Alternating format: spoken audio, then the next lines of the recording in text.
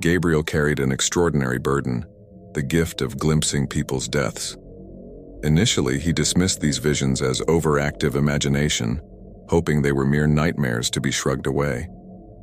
As time went by, Gabriel confronted a chilling truth. His visions were not mere figments of his imagination, but ominous premonitions of actual events. The first time he truly grasped the accuracy of his unusual gift was when he witnessed a vision involving his closest friend, Emily. In his mind's eye, he watched her fall from a cliff during a hiking trip they had planned together. A few days later, that exact scenario played out, and Emily was gone, leaving Gabriel in a state of shock and disbelief.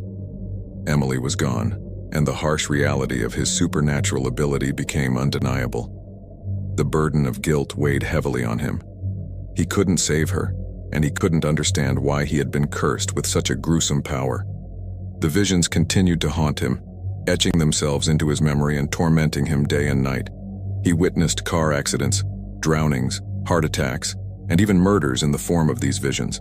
Each event he foresaw unfolded in grim reality. One fateful night, as Gabriel was staring into his bathroom mirror, he saw something that chilled him to the bone. In the reflection, he watched a vision of his own death. He saw himself in the midst of a horrifying accident, lifeless and broken amidst the twisted wreckage. This vision felt different, personal, and inescapable. Panic surged through him. Gabriel realized that he had to act, but he felt powerless to change the course of events. The visions had always been a window into the future, a future that had appeared immutable. He was trapped in a never-ending nightmare with his own demise closing in. Determined to evade the grim fate that loomed in the mirror, Gabriel embarked on a desperate quest for answers.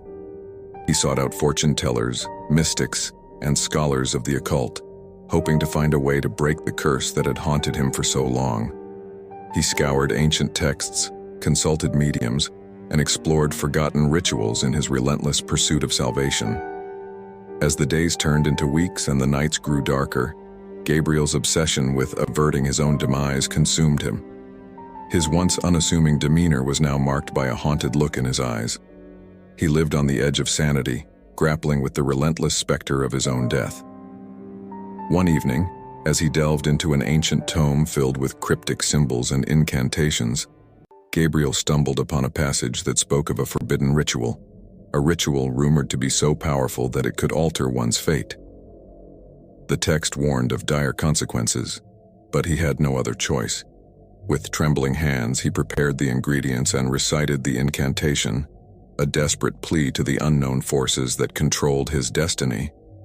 The room was bathed in an eerie, otherworldly light, and the air grew heavy with an oppressive energy. It was a moment of reckoning, a gamble with the very fabric of existence.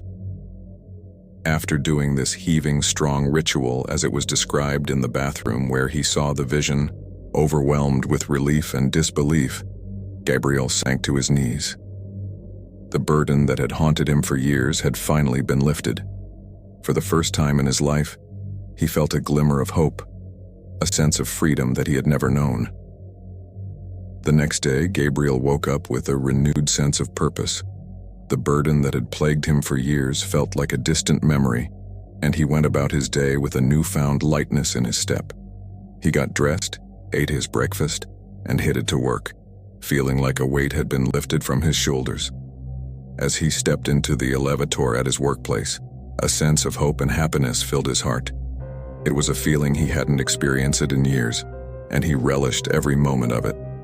The elevator doors closed and he pressed the button for his floor, ready to embrace the day ahead. But as the elevator began to ascend, something inexplicable happened. The lights flickered, and a chill ran down Gabriel's spine. He looked around, feeling a sense of unease. The elevator seemed to shudder, and then, with a sudden and jolting lurch, it came to a halt. The lights went out completely, plunging him into darkness. Panic welled up within him, and he pressed the emergency button, desperately trying to regain control of the situation. But there was no response, no voice on the other end to provide reassurance. Gabriel was trapped, suspended in the pitch-black abyss of the elevator. Minutes felt like hours as he waited in the oppressive darkness, his heart pounding with fear. The air grew heavy, and he couldn't shake the feeling that something was terribly wrong. It was as if fate itself was closing in on him, reclaiming the control he had fought so hard to wrest from its grasp. Then, with a deafening crash, the elevator plummeted. Gabriel was sent reeling, his body weightless as the world spun around him. He knew with a sickening certainty that he was facing his destiny, and it was a destiny he couldn't escape.